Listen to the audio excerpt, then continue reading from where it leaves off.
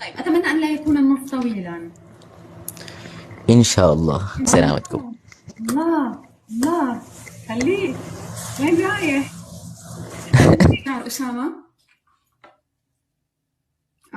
أنا قد أكون كتمت الصوت، أساعدكم في ذلك. السلام شعر. عليكم. عليكم السلام، أهلا بك. كيف حالكم أستاذتنا؟ أهلا بك عزيزي، من أي بلاد؟ الأردن؟ اليمن. اليمن. نعم. أول مشاركة لدينا من اليمن، أهلا وسهلا. حياكم الله أستاذة. طبعا أولا أنا معجب بمحتواك الجميل والنادر رغم الهراء الموجود في هذا العالم الأزرق، وأحييك على هذا المجهود. شكرا شكرا أستاذي.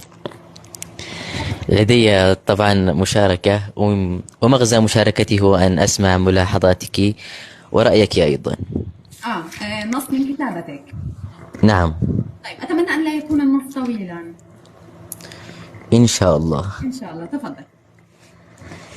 طبعا عنوان القصيدة هو من أنا. خيال الليل يسكن في رؤايا،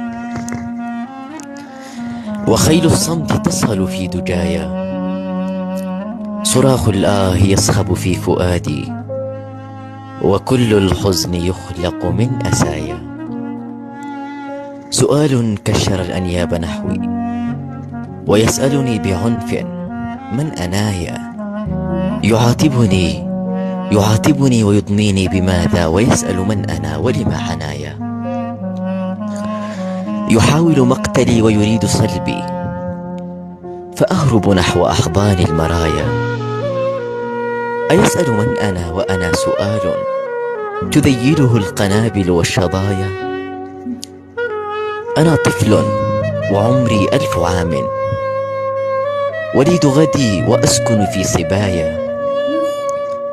أفتش داخلي عني فأحبو إلى أمسي، ولا ألقى خطايا.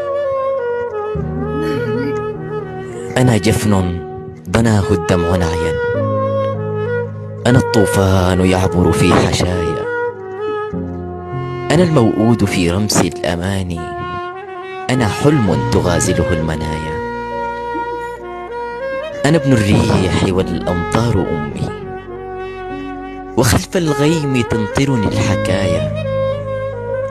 أنا وطن تؤرقه دموع، جفاف الأرض يسقى من بكايا.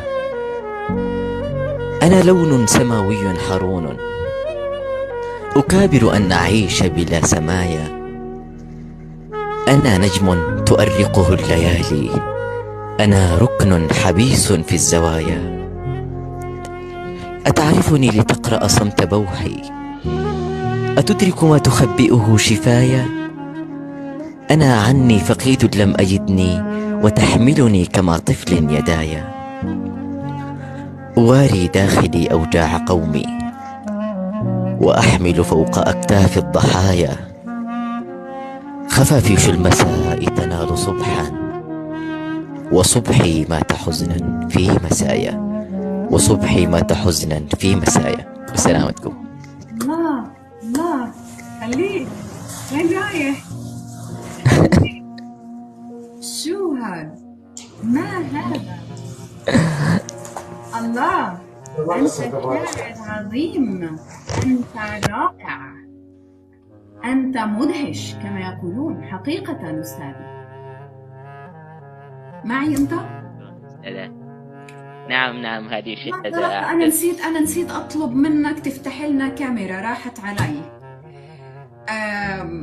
أولا، هل هذه المشاركة الأولى لك معنا في من الحب؟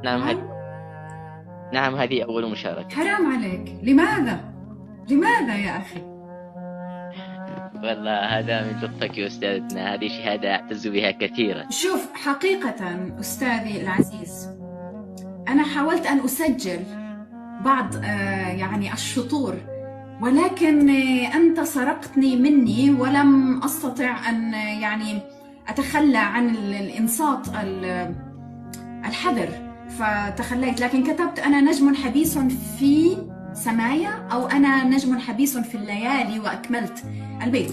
بكل الأحوال البيت يقول أنا نجم تؤرقه الليالي، أنا ركن حبيس في الزوايا. ليس فقط اللغة، يعني ليس فقط، أنت لديك مهارة في اللعب بالمتضادات، وأنت تدرك وتعلم ذلك، وتلعب بها بطريقة ذكية أنيقة ليست مبتذلة، وتوظفها بشكل دقيق. أنا لا أجامل، أنا لا أعرف منذ متى تتابع فتاة النرد وتتابع المحتوى. عندما يقول بعضهم هذا النص لفلان، لا أكترث، أنا أكترث للنص، فلا أجامل.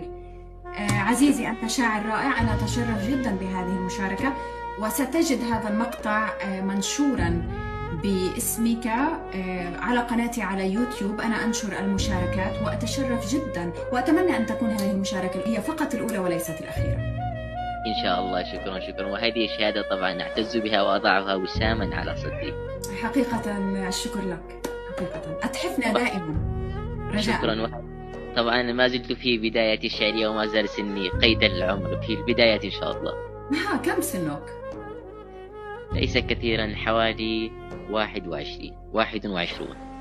يعني أنت الآن شو نحكي له يا جماعة؟ ما شاء الله عنك، ما شاء الله عنك،